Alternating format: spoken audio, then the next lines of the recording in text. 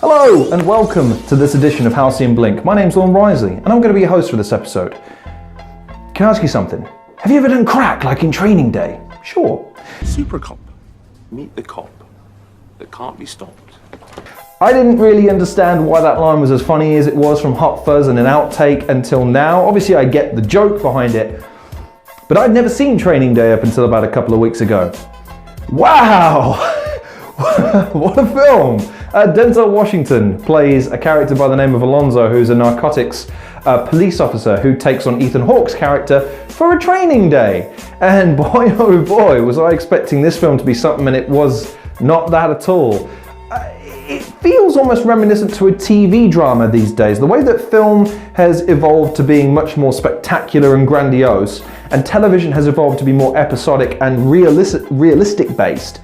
This film feels like it's maybe one or two episodes of a good television crime drama that you'd see on Netflix these days. But that kind of speaks well to the quality, because we all know that all the best actors are kind of going to television these days, because that's where all the acclaim and money seems to be. But coming back to the story for a second, Ethan Hawke's character starts off well, is caught off guard by Denzel Washington in the first minute of meeting him, reading a newspaper and saying, "Well, you interrupted me reading my newspaper, so I want to hear your bullshit for 5 minutes. Entertain me." This is a newspaper, right? It's 90% bullshit, but it's entertaining. That's why I read it, because it entertains me. You won't let me read it, so you entertain me with your bullshit. Tell me a story right now, go. You want to entertain? He puts people off guard, he reels you in with charm, then pulls back out with aggressive and assertiveness, and comes back in with the charm as if it was all a test all along.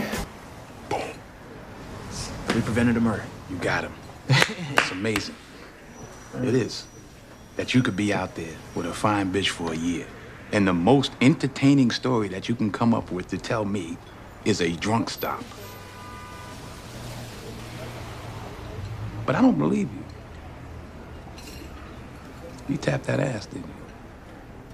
He has this uncanny ability to make you doubt what his motivation is at any one point. Is he really a bad guy? Is he even remotely a good guy? We see the film and the circumstances through the prism of Ethan Hawke's mindset, which I felt was one of the weaknesses of the film. I understand that he's meant to be somewhat bland in order to better emphasize the disparity of moral standing between the two, Denzel Washington and Ethan Hawke's character, but at the same time, I felt perhaps he could have been a slightly stronger moral arbiter. A lot of the times he's kind of, "Hey, come on man, we're not supposed to, do drugs or steal money and shit, you know what I mean?" A good narcotics agent should have narcotics in his blood. What, are you gonna smoke that? Nope, you are. Hell if I am. Yeah. You not? No. Why, you're a Mormon or something? You're Jesus freak? No, man, I'm not losing my job. This is your job. I can't do that. Smoke it. Oh. This ain't a test, just take a hit. Well, no shit, of course you're a police officer. This is shit that you go through day one they teach you not to do. I've had some certain certifications that I have to go and stand in front of a judge for, and I know I'm not supposed to say when the judge asks me, "Do you do any narcotics? Are you an alcoholic? Are you fit of mind and body in order to undertake these proceedings?" I know better to go, I mean, come on, man. I mean, if someone offers me drugs, am I supposed to say no every time? You want me to smoke it, I'll smoke it.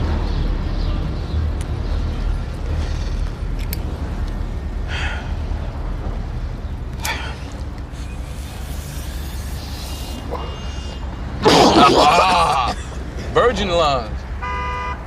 Man up now, man up, nigga, man up. Go ahead, dog, you didn't even get it, get it good. Yo, get the fuck up and just wait.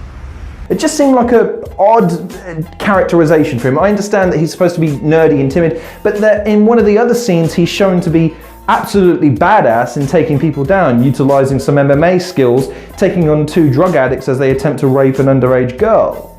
Doesn't anyone notice this? I feel like I'm taking crazy pills! It just seems like a weird, if he's that badass, I'm sure he can stand up for himself. He doesn't stutter every time someone offers him a morally ambiguous situation. But coming back to Denzel Washington, I tweeted about this because I felt within the first 5 minutes I had to. I already loved his character. He is what I think the film industry misses a lot of these days. A good classic heel. What do I mean by this? In this film, Denzel Washington, as I've mentioned, yo-yos between doing things that endear you to him because he is charming, he is witty. I will do anything you want me to do. My nigga. To doing things that are morally abhorrent, that make you really question him. And you think, wow, this guy's a real piece of shit.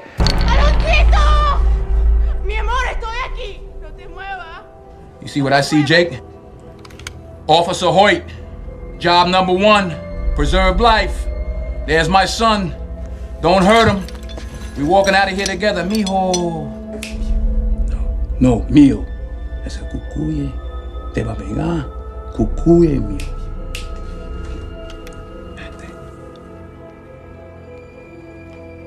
Vente aquí, mío. Ven a tu papi.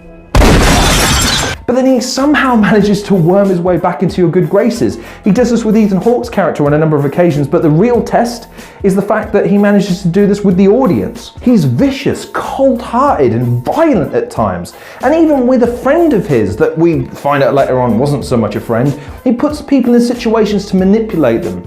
It later turns out that there's a reason for this and an ultimate goal that the film's building to, which leads me to what I would consider the other film's weakness to be. The ending felt odd. It felt like it had crescendoed at the wrong moment, and that anything after that would take away from the ending. Spoiler alert at this point.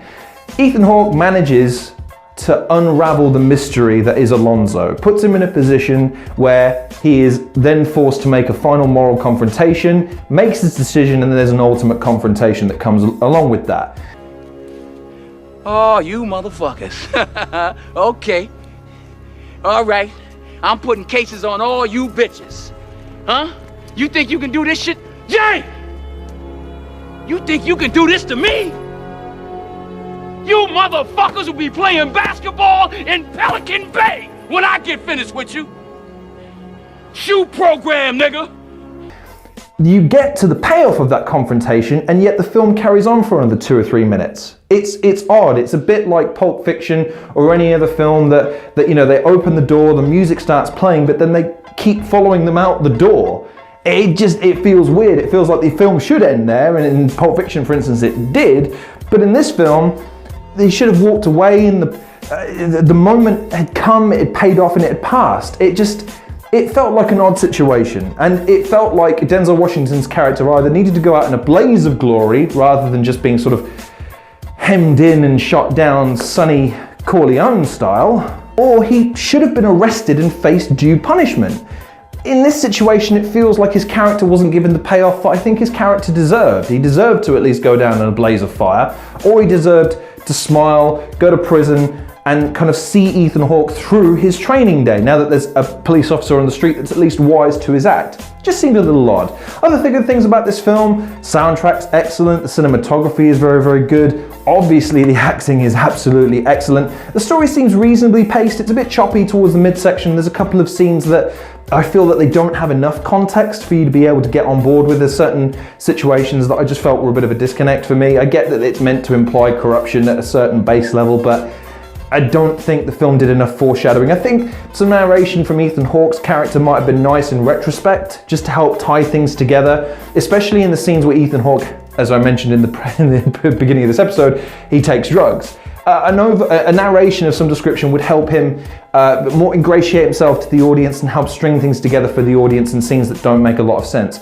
Just like flashback kinds of things where he said, I didn't know it at the time, but these guys were some bad hombres and da-da-da-da-da. And it just helped the film's pacing just a little bit more, and it would help the audience ingratiate themselves to their situations more. Overall, I'd rate this film as an 8 out of 10. It really is very, very good. Denzel Washington's character as Alonzo is very well thought out, a excellent heel, someone you like initially, but the more and more he crosses the line, the less and less you like him, to the end where you want him to get his comeuppance. He is a pure heel at that point, and it's magnificently written. Ethan Hawke's a bit of a weakness because he is a bit bland, but I understand that in order for Denzel Washington to properly shine, maybe. I think Ryan Reynolds probably suffered from a similar fate in The Safe House, I believe it was called, but we'll get around to that film when we can. But if I'd recommend this film to the people that hate Rush Hour because it's a bit too comedic and comedy and flippy and flip, this is the film that Rush Hour could be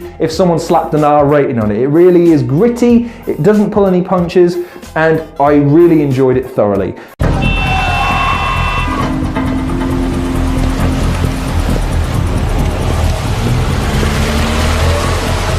A few moments later.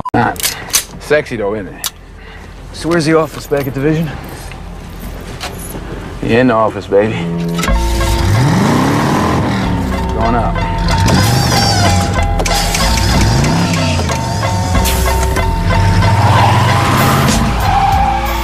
So what do you think? Have you ever seen Training Day? If so, what were your thoughts? Are there any other films that you would equate to it being better than in terms of a cop drama? Is there anything that surpasses it, or maybe this surpasses that you think people hold in higher regard? Do you like Denzel Washington? Are there any other films of his that you really think he stands out? And aside from this one, let me know what your thoughts are in the comment section below. In the meantime, thank you very much for watching this edition of the Halcyon Blink. Please like, share, subscribe. Check out some of the other content creators in the description below, along with any other content I may have released recently. Follow me on Twitter, and as always, take care of yourselves, and I'll see you guys in the next episode of Halcyon Blink.